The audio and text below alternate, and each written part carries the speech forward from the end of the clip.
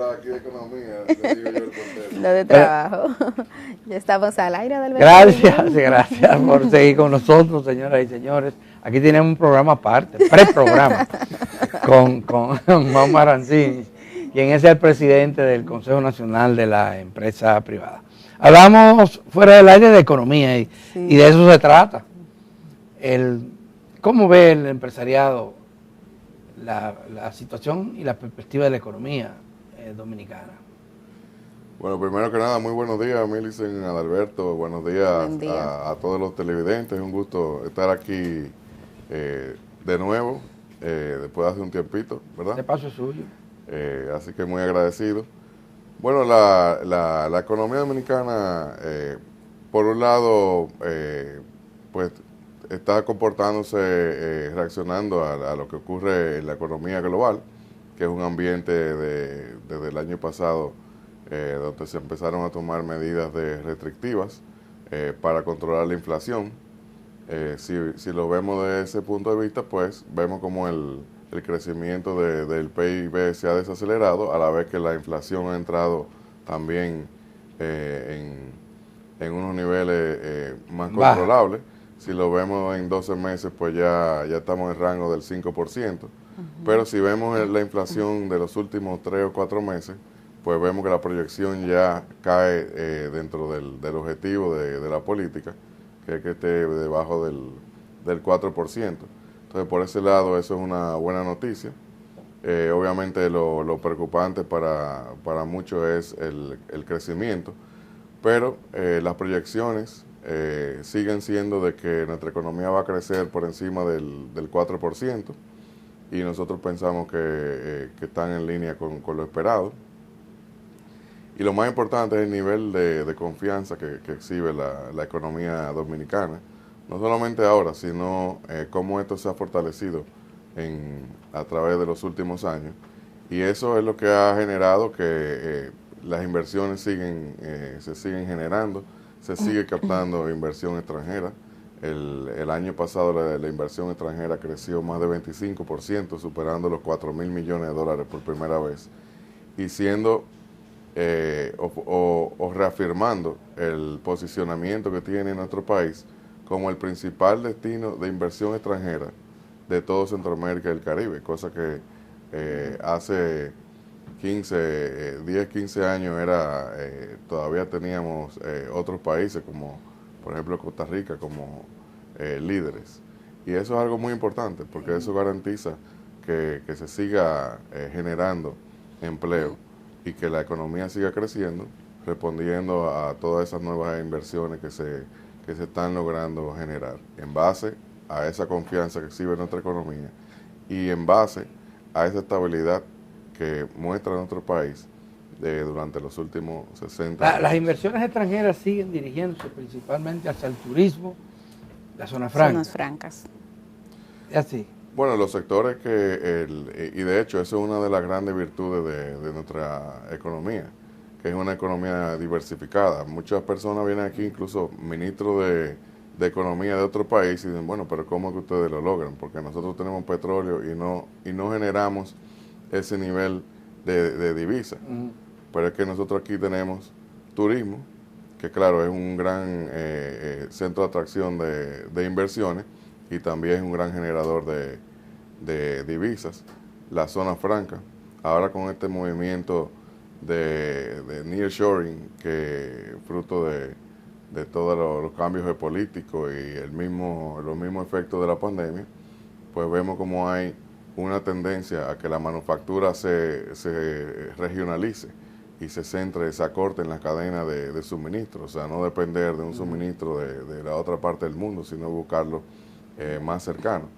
Y eso ha traído también un gran nivel de atracción de inversiones, tanto a la industria local, que en los últimos 2 años ha invertido más de 140.000 millones de pesos en el país, y también a la zona franca, que sigue atrayendo más inversiones, más empresas y generando empleo, hasta un nivel que ahora se está invirtiendo en más parques industriales para poder seguir ofreciendo. La generación de empleo sigue siendo limitada, lenta. según las estadísticas, el presidente resaltaba, ahora recientemente a propósito de la celebración del Día Internacional del Trabajo, la cantidad de empleo que se habían generado durante su gobierno, y hablaba de 400.000 y tantos. Pero los jóvenes que entran al mercado laboral en ese mismo periodo supera esa cifra. ¿Qué pasa? ¿Por qué no generamos más empleo? Pese a que hay inversión extranjera, hay inversión local, el gobierno mismo ha crecido y tiene una empleomanía. Tal vez es el que puede exhibir más éxito en cuanto a empleo, aunque no sean de calidad.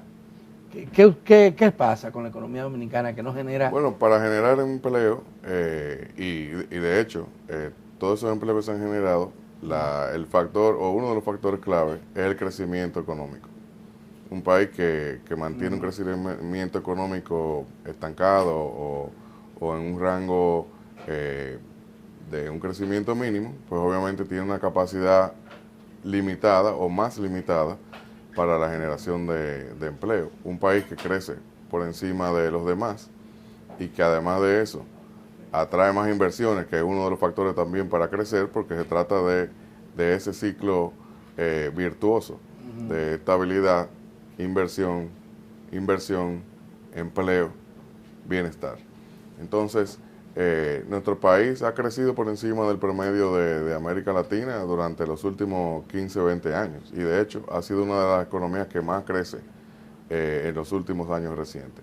Entonces se trata de, en condiciones adversas y en condiciones favorables, lo cual es cíclico, porque los últimos 3 años han sido sumamente adversos. Ahora mismo, por ejemplo, para el crecimiento económico, estamos en una de las condiciones globales más adversas, porque la política monetaria de los bancos centrales de Estados Unidos, de Europa y de Asia son restrictivas. Entonces eso va en contra de la generación de empleo. Limita la inversión. A pesar de eso, nosotros hemos seguido generando empleo. Evidentemente, cuando volvamos al ciclo de crecimiento económico, debemos procurar posicionarnos para que podamos aprovechar esa ola y generar más empleo. Entonces, la clave de todo esto es mantener esa estabilidad, reforzar esa estabilidad, fortalecer ese clima de confianza que es clave y es lo que ha hecho que nuestra economía ha sido tan resiliente y ha podido también responder luego de todas esas distorsiones generadas por la pandemia y mantener esa capacidad de generar empleo que evidentemente en nuestro país, pues a veces, como usted lo plantea, se ve hasta insuficiente porque tenemos una población muy joven. Pero de lo que se trata es que podamos seguir con ese nivel de confianza para poder generar la población joven que desearía más empleo, sí, tenerla. más oportunidades para los jóvenes, para los emprendedores y para poder también que eso se manifieste en bienestar social para todos los dominicanos. Hay reformas pendientes. El área económica y la fiscal es la principal, ¿verdad?, de esas reformas. Difícilmente se puede implementar en este año y a principio del otro, a la mitad del otro, pero es casi seguro que después de las elecciones, quien resulte ganador o reelecto, va bien la reforma fiscal. Esa reforma fiscal implica eliminar, según se han planteado muchos economistas y organismos internacionales, algunos subsidios que hace el Estado, especialmente el de la electricidad y también el caso del turismo, que se dice que goza de una serie de exenciones que ya no necesita. Su opinión. Bueno, dicen que lo único seguro, o casi seguro, es la muerte, pero realmente, como usted lo plantea, si lo vemos dentro del marco de la Estrategia Nacional de Desarrollo, los pactos y sobre todo el pacto fiscal. Está pendiente, aunque podríamos decir que los otros 2 pactos también habría que revisarlos, porque por la misma pandemia se distorsionaron. El pacto eléctrico empezó a implementarse, una parte se sigue implementando, pero la parte de poder de reducir el déficit se ha visto comprometida por los efectos de la pandemia, por la misma inflación, en un momento que era pues muy difícil seguir con un petróleo a $100, seguir sincerizando la tarifa y trabajando también en la reducción de pérdidas. Pero realmente son temas pendientes que hay que verlo de forma integral. O sea, no podemos esperar que solamente por en un sector o de un ángulo se trata de fortalecer las finanzas públicas, se trata también de aumentar la capacidad del gobierno de poder aumentar las inversiones de capital, que de hecho se han visto comprometidas en medio de un manejo fiscal muy responsable, donde el déficit, a pesar de todas las necesidades que ha tenido el gobierno en los últimos años por la pandemia y por la inflación de aumentar el gasto social, pues el déficit se ha mantenido bajo control. Eso también ha comprometido la capacidad de las inversiones de capital. Entonces, hay que valorar ¿Ha sido correcta esa política? La política del Banco Central, la política también del Ministerio de Hacienda Fiscal, porque el país ha mostrado una capacidad extraordinaria de adaptarse a una pandemia, a un proceso de reactivación económica, a un proceso de inflación global, donde hemos podido sobrellevar esas situaciones y eventualmente tocará volver a readecuarnos para que el gobierno tenga más capacidad de invertir. Pero el empresariado es partidario de que la inversión de capital, que es clave para que se pueda seguir fortaleciendo el crecimiento económico, la generación de empleo y también porque el Estado luego los reciba también en forma de impuestos. Entonces, hay que analizarlo de una forma integral, hay que verlo también desde el punto de vista del gasto del gobierno, cómo llevarlo a la calidad,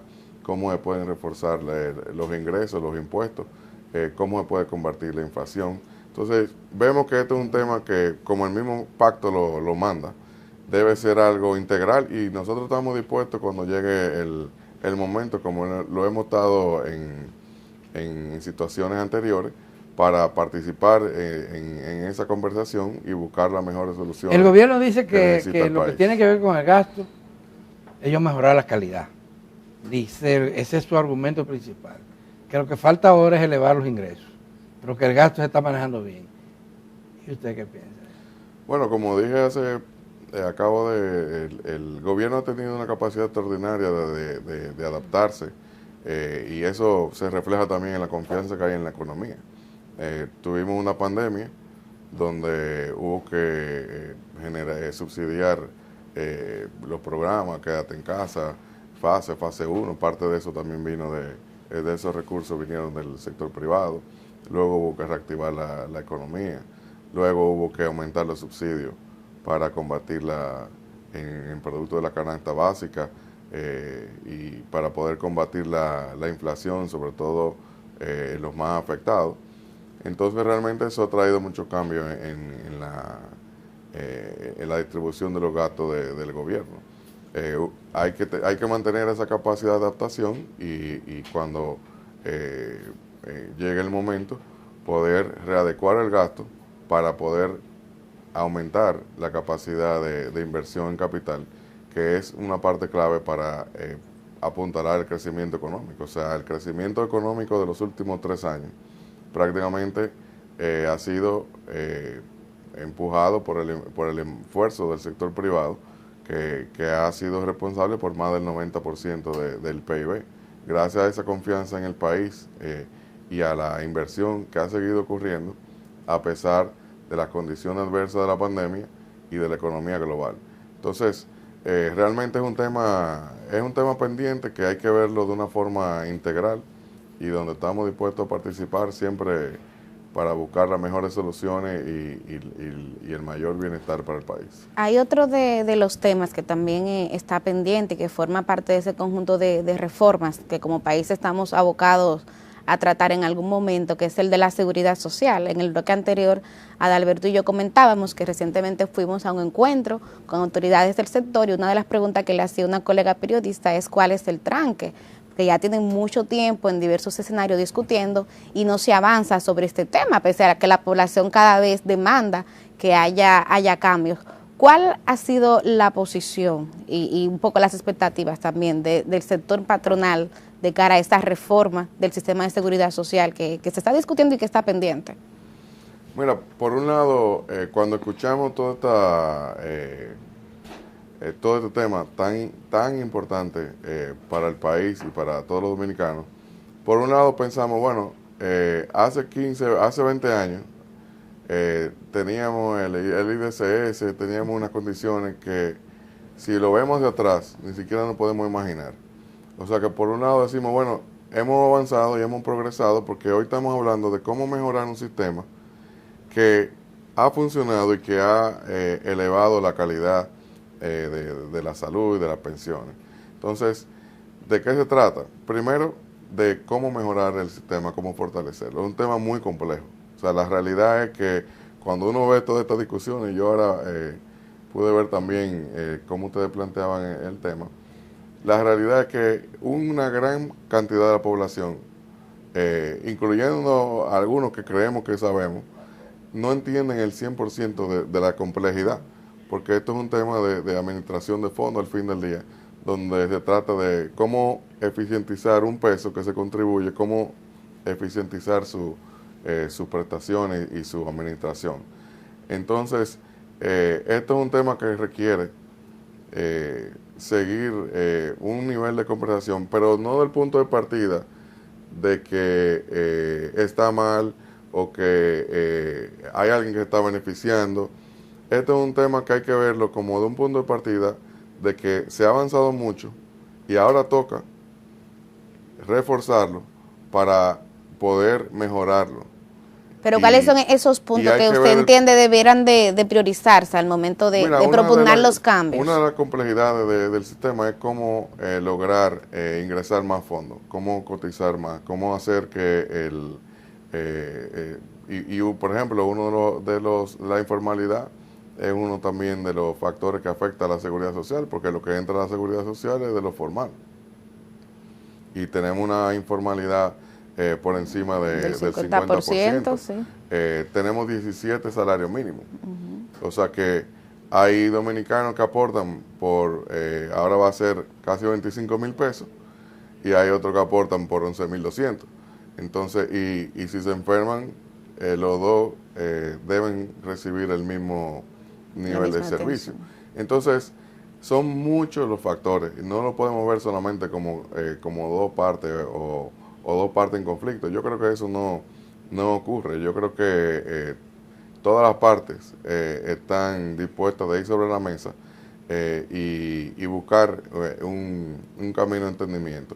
Hay muchos prestadores de servicios, algunos son muy prestos al diálogo, otros tal vez no, y hay que buscar que todos lo sean, porque definitivamente de un lado no se va a poder, ni tampoco imponiendo nada.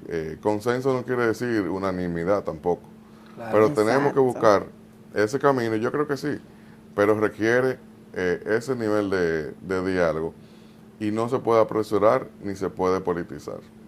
Muy bien, vamos a tener que pausar con el permiso suyo y luego volvemos con esta interesantísima entrevista con el presidente del CONEP.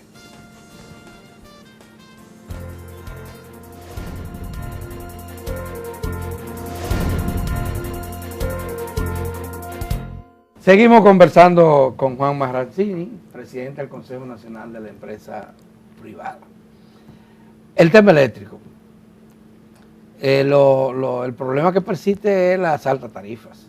Inclusive sí. se pretende seguir aumentando. El gobierno ha congelado los precios de los combustibles, pero a la alza, porque estábamos hablando de un límite de $85 el barril. En los últimos meses ha estado muy por debajo de eso. Sí, ahora está por debajo de 70 inclusive. Uh-huh. ¿Qué es lo que hay que hacer? ¿Qué le falta para que el pacto eléctrico se cumpla? Pero no solo en lo de elevar la tarifa, sino en mejorar el servicio. La gerencia. La gerencia. Bueno, el tema eléctrico, hay muchos ángulos cómo abordarlo, pero yo creo que uno de los más importantes que debemos, o de cómo debemos verlo, es que es responsable de prácticamente la mitad del déficit fiscal que tiene el presupuesto del gobierno. estamos hablando de que el número posiblemente 75.000, 80.000 millones de pesos se van en ese déficit cada año. Algunas personas calculan que el déficit eléctrico es responsable de más de la mitad de la deuda del gobierno dominicano, por si lo vemos como que en los últimos años se ha tenido que endeudar para cubrir ese déficit. Entonces realmente... Pero ningún gobierno le ha querido entrar a eso. Bueno, yo creo que no podemos, eso no es una afirmación que podemos decir. Yo creo que ha habido voluntad. No es un problema sencillo. Creo que ha habido miedo entonces. Es un tema por un lado, de gestión. Es un tema de que hay que mejorar la gestión. Las distribuidoras deben ser como otras empresas de servicio, como por ejemplo las telefónicas. O sea, aquí no hay un déficit en las telefónicas. Las telefónicas tienen tecnología de punta. Todos los dominicanos tienen un teléfono, para Chile, tienen un celular, cuando lo pagan. Cuando el y Estado si no lo dominicano, pagan, no tienen cuando servicio. el Estado dominicano, entonces ahí nadie habla de eso. pero cuando el Estado dominicano, pero cuando tenemos 60 años con una cultura de que no hay que pagar la luz en algunos sitios no se paga, en otros sí, hay algunos traviesos que también se conectan, que las redes pierden, entonces es un cúmulo de factores. pero cuando el primer gobierno de Leonel Fernández, que sometió el proyecto y se aprobó con la anuencia de casi todos los partidos, de reforma de la empresa pública, el argumento era ese. Ya no vamos a tener problemas de déficit, porque vamos a privatizar el servicio energético, desde la generación hasta la distribución. ¿Y cuánto ha pasado de eso? Estamos hablando de los años 97, 98, 97, que fue que se aprobó el 96, se aprobó el proyecto. Se traspasó al sector privado gran parte de la generación, exceptuando las hidroeléctricas. Y se crearon las empresas de distribución que no teníamos en manos del sector privado. Y después resultó que el sector privado inclusive dijo, espérate, con la distribuidora no, nos quedamos solos con la... Y el problema sigue. Sigue y sigue. Estamos hablando 30 años después. Bueno, el problema ha cambiado de matiz. En aquella época, y eso fue una gran reforma, para por lo menos regularizar lo que es la generación. Todavía hoy en día, yo viajo ocasionalmente y tengo encuentros con empresarios de otros países y increíblemente todavía algunos me preguntan, mira, y ese problema de la República Dominicana de que se iba la luz, el servicio eléctrico, ¿ya se resolvió? Y bueno, hace años que el tema nuestro no es si hay apagones. Hay capacidad de generación suficiente y vemos como cada año el gobierno licita nuevas facilidades y aparecen los inversionistas para hacer las plantas. Pasamos de los 90 donde había más horas de oscuridad que de servicio eléctrico a una capacidad eléctrica. ¿Qué ha faltado? El eficientizar la parte de la distribución, de la transmisión, reducir las pérdidas y llevar el servicio a un servicio que no se perciba como que es algo estatal, que tiene que ser regalado. O sea, volvemos al tema de la telefónica. Nadie se queja de la telefónica porque las telefónicas dan un servicio y tienen muchos paquetes y muchas formas y la gente administra su servicio telefónico, de internet, de data, etcétera. Entonces, esa cultura tiene que volver y hay que eficientizar y trabajar en la gestión de la transmisión, de la reducción de pérdidas y también del cobro de la factura eléctrica, como parte para ponerlo en términos simples, porque la implementación del pacto eléctrico son más de 20 pasos, pero realmente ese es el camino que debemos transitar y priorizarlo, porque si hablamos de reforzar los ingresos del Estado hacia el futuro, que son necesarios, pues estamos hablando de que la mitad o prácticamente la mitad del déficit del presupuesto nacional es generado por el déficit del sector eléctrico. La reforma fiscal barrería con eso. ¿Perdón? En una reforma fiscal se supone que ese déficit o esa inversión que está haciendo el Estado en el subsidio debe de la ser energía, uno de los componentes, debe verse integral, porque no se puede hablar de una cosa sin la otra. O sea, la reforma fiscal está, si lo vemos de una forma numérica, que a veces no es la mejor forma de verlo, la reforma fiscal es el déficit del sector eléctrico, porque la cantidad de recursos que se pierden ahí pues es suficiente para que las inversiones públicas aumenten de una forma extraordinaria. Ayer el gobierno anunció, el Ministerio de Trabajo con la presencia del presidente de la República, un aumento general de salario para el sector turístico, y fue significativo, tal vez uno de los más altos que ha logrado en ese sector. Estamos hablando entre un 20 y un 49% se hablaba.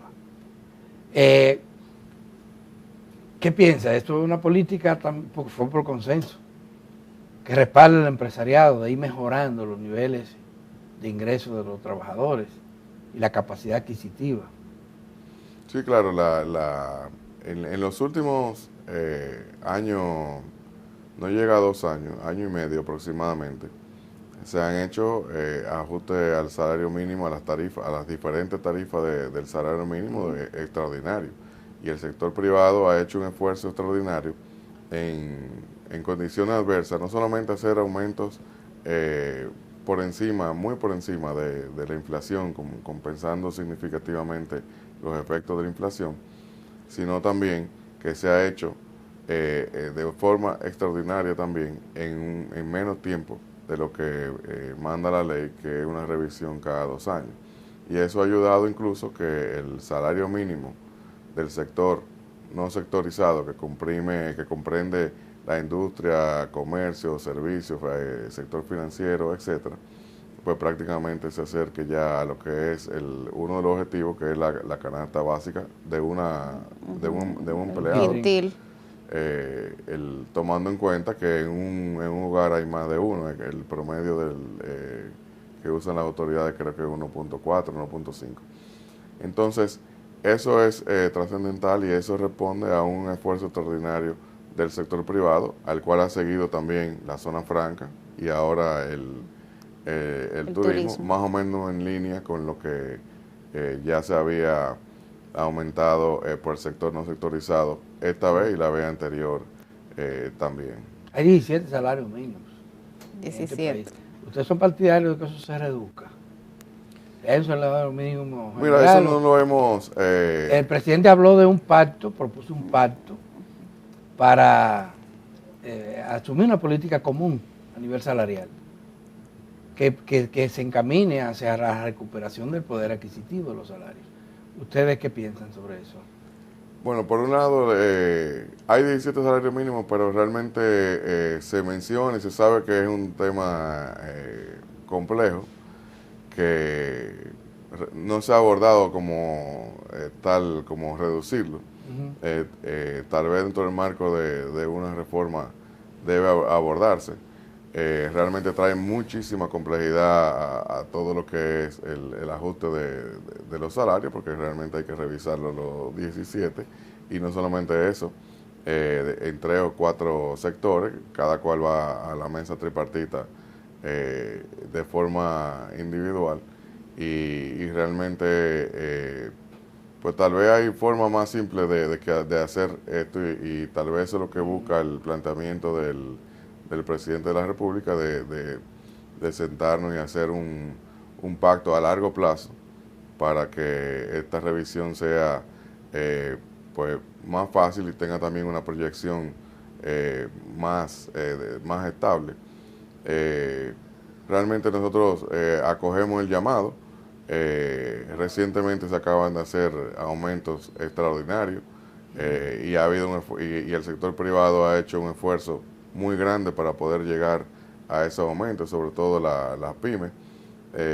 Y esto hay que verlo como largo plazo, y sentarse en la mesa y ver cómo se puede proyectar y simplificar, y buscar la manera y tomar en cuenta sobre todo todos los aspectos que tiene la generación de empleo de frente, como por ejemplo el tema de la informalidad, el tema también de toda esta revolución tecnológica, que es una amenaza o un desafío que tenemos por delante para la generación de empleo, como la misma inteligencia artificial, la robótica. Entonces, sería una oportunidad de ver esto en un marco, en un largo plazo, de una forma también en la mesa de diálogo, en la cual siempre estamos prestos a participar, y realmente el mismo sector sindical, que es uno de los pilares de la estabilidad y de la paz social en nuestro país, porque cumple con esa responsabilidad de ir al diálogo y de buscar siempre los caminos de avenencia. Bueno, el presidente hizo la propuesta, los sindicalistas dijeron que la cogen, y ustedes acaban de decir que también el empresariado. De manera que vamos a esperar que eso se inicie pronto en el país. Ustedes como empresarios, ¿tienen alguna preocupación importante con relación al curso de la economía y ahora de la política? Porque estamos en un año preelectoral.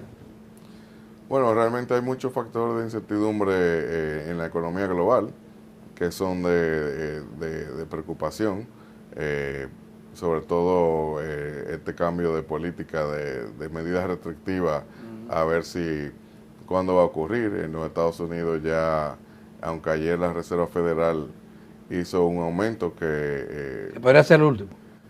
Bueno, eso no tenemos la bola de cristal, pero ya se ven los efectos de las medidas. La tasa ha subido a unos niveles extraordinarios. Hace muchos años que no está en esos niveles, y ya se ve también el efecto en el mercado de bienes raíces en los Estados Unidos, que es muy importante, igual que aquí. Ya se ven los efectos también en el consumo. Ya se ve el efecto en el mercado de empleo, que realmente ha tenido esa distorsión de que retiró mucha oferta de empleo, esa cantidad de subsidios que hubo durante la pandemia, y por eso el mercado laboral, sobre todo en los Estados Unidos, pues está tan escaso de mano de obra, y a unos costos que realmente fueron también parte de los responsables de subir la inflación. Entonces esa transición de esta medida restrictiva, a ver si la economía se desacelera suave, como le dicen los americanos, el soft landing, o entrará la economía americana en una recesión, pues eso definitivamente promete repercusiones en la economía dominicana, y es un factor de preocupación. Las mismas tensiones geopolíticas, los efectos de la guerra prolongada en Ucrania, que también vino a crear más distorsiones a las que ya creó la pandemia, porque por un lado crea inestabilidad política en esa región, pero también infló los precios de los commodities, que contribuyeron todavía más a aumentar esa inflación, y que con política monetaria pues no necesariamente se resuelven los efectos que genera un conflicto armado. Sin embargo, viendo el panorama internacional, pues yo quiero recalcar el nivel de confianza que tienen los sectores económicos en la economía, en el manejo de las finanzas públicas, de la política monetaria del Banco Central en nuestro país. Y eso es clave porque realmente eso es lo que permite que con esa confianza se siga invirtiendo, se siga creyendo en el país, y como sector privado podamos seguir siendo impulsores de ese crecimiento económico que genera empleo y bienestar social. Y en términos políticos sociales, el San Juan, que es un año preelectoral, un ministerio público que sigue activo con casos de anticorrupción, ahora un conflicto en la Cámara de Cuentas, ¿cuál es la mirada o la preocupación que le generan todos esos temas al sector empresarial? Bueno, nuestro país ha tenido una estabilidad política que en parte es gran responsable de esos resultados que tenemos hoy y de esa paz social que exhibimos hoy. Eso hay que preservarlo, y realmente entendemos que tanto la clase política como los sectores sociales, el sector empresarial, tenemos un altísimo nivel de responsabilidad y de preservar esa estabilidad. Y eso ha primado y debe seguir primando. Recientemente en la celebración de los 75 años del Caribe vemos como el presidente de la República y el presidente, el expresidente Leonel Fernández, pues compartieron en un mismo escenario, en un ambiente muy distendido, y realmente donde habían dos expresidentes más, Laura Chinchilla de Costa Rica y el presidente Macri de Argentina, donde estaban maravillados cómo en nuestro país es posible que en un mismo escenario, en un mismo encuentro, el presidente de la República y posible candidato de las próximas elecciones y el líder de la oposición, también uno de los líderes de la oposición y posible candidato o virtual candidato en las próximas elecciones, estén en un mismo escenario, en un ambiente donde se estaban analizando temas de mucho interés para el país, sobre todo con una mirada al futuro. Entonces, eso es lo que debemos preservar y lo que es parte irresponsable de ese nivel de confianza que existe en nuestro país y que debemos seguir preservando. Bueno, excelente. Muchísimas gracias a Celso Juan Marrancini, presidente del Consejo Nacional de la Empresa Privada. Un gusto siempre tenerlo aquí en 1+1. El gusto es mío, muchas gracias. Y gracias a ustedes, amigas y amigos televidentes, porque se acaba el programa de esta manera. Mañana tendremos otra entrega de su telediario 1+1, así que les esperamos.